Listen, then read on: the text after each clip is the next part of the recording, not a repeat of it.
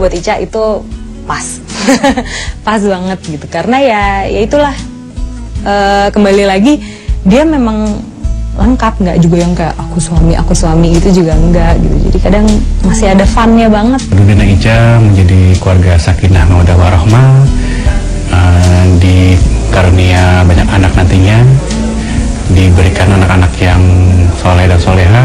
Mudah-mudahan sama-sama berjalan dalam ketaatan di jalan Allah, membangun rumah tangga yang sakinah mawaddah warahmah, keluarga yang penuh dengan kasih sayang, berlimpah rasa cinta, keluarga yang dibina dengan lemah lembut dan kasih sayang.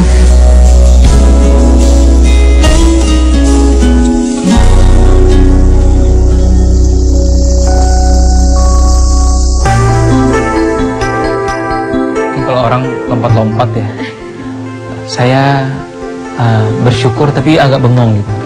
Oh, hamil ya? Oh, oke. Lebih banyak mikir saya, karena bahagia pasti, tapi yang saya pikirkan berikutnya selain bahagia adalah saya mesti bersikap kayak apa menyikapi kehamilan, saya mesti menanganinya seperti apa. Terus saya mikir saya akan jadi ayah, sudah siap belum jadi ayah? Kemudian tugasnya nambah lagi, tanggung jawabnya nambah lagi. Punya istri aja satu tanggung jawab baru, ini menjadi ayah lagi, berarti satu tanggung jawab baru. Bersyukur ya, gitu, maka sangat bersyukur gitu, karena ternyata salah satu doa yang memang kita panjatkan alhamdulillah terjawab gitu. Tapi masih nggak nyangka juga, karena ini bener nggak gitu. Ternyata begitu kita cek ke dokter, ya memang inilah gitu yang terjadi gitu. Ica hamil dan dalam waktu 9 bulan sebentar lagi dia akan lahir gitu.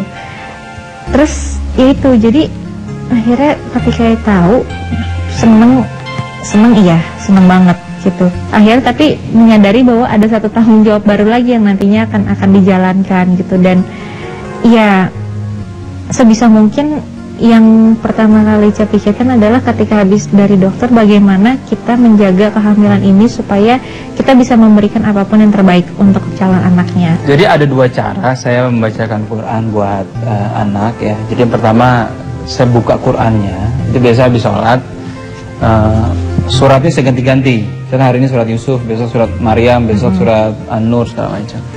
Tapi kalau sebelum tidur, itu biasa di perutnya saya bacakan Al-Fatihah sama ayat kursi gitu. A'udzu billahi minasy syaithanir rajim. Bismillahirrahmanirrahim. Alhamdulillahi rabbil alamin. Ar-Rahmanir Rahim. Maliki yaumiddin. Iyyaka na'budu wa iyyaka nasta'in. اهدنا الصراط المستقيم صراط الذين أنعمت عليهم غير المغضوب عليهم ولا الضالين.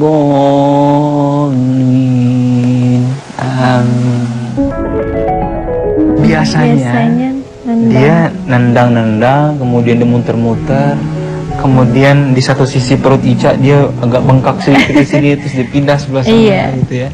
Dia ngasih respon biasanya.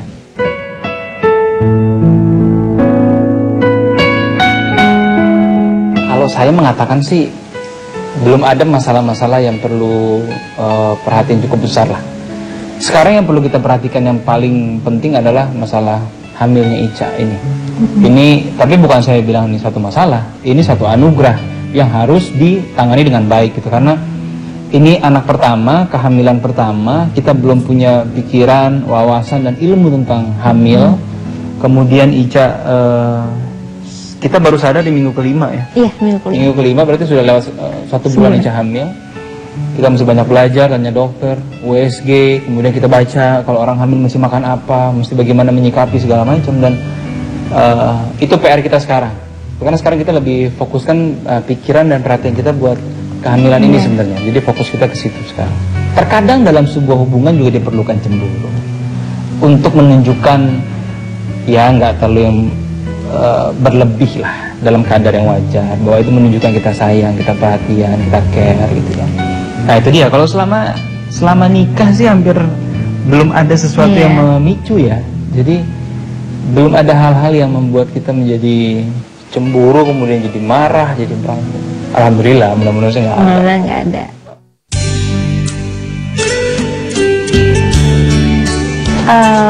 Arti kakak untuk Ica itu teman hidup Ica yang memang melengkapi Ica sebagai seorang suami, sebagai seorang imam yang sebentar lagi akan menjadi seorang ayah. Insya Allah. Yang memang mengerti Ica apa adanya, yang memang menerima Ica, kekurangan Ica, kelebihan Ica, yang Ica tahu bahwa kita akan sama-sama menjalani ini semua sampai nanti insya Allah. Arti Ica buat kakak, yang pertama teman hidup, kemudian istri, teman seperjuangan, insya Allah jadi ibu buat anak kakak, dan orang yang bisa menjadi penyejuk hati, orang yang bisa membuat kenyamanan yang luar biasa buat kakak. Dan mudah-mudahan perjalanan perjuangan rumah tangga kita juga insya Allah lancar sampai kapanpun.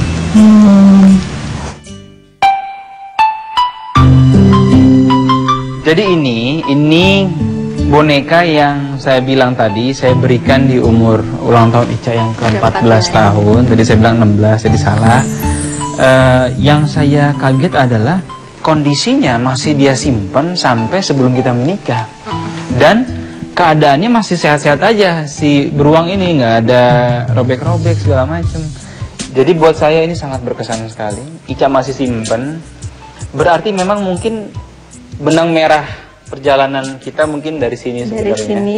Awal saya kasih Ica masih 14 tahun, Masih ya, ketemu sudah umur 22 tahun dan dia masih simpan ini. Nggak banyak yang ngasih ke boneka sebenarnya, apalagi beruang biru gitu. Karena mungkin kalau kayak teman-teman Ica, terus keluarga Ica, mereka tahu Ica punya satu beruang yang emang Ica bawa kemana-mana, si biru itu gitu. Tapi udah dijahit sana, jahit sini, operasinya udah banyak lah gitu. Terus adalah si biru satu lagi gitu, dan dibilang memang supaya si biru yang Ica punya itu nggak kesepian gitu. Akhirnya ya memang Ica taruh sebelahan gitu. Ica taruh cuman pas ketika keponakan Ica lahir, terus dia main ke kamar Ica, pitanya hilang. Tadi dia pakai pita di sini.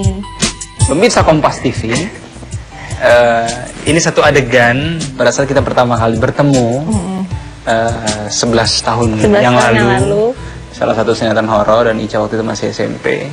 Adegannya memang Ica pingsan. Ica pingsan ceritanya. Pingsan dan saya menyelamatkan Ica, dan di situ kita jadi dekat di dalam sinetronnya.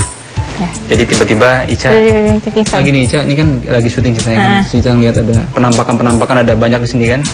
Tiba-tiba Ica kaget. Siapa namanya waktu itu? Sukma kenapa? Aduh. Sukma bangun. Sukma. Cut. Begitulah. Pokoknya gitulah.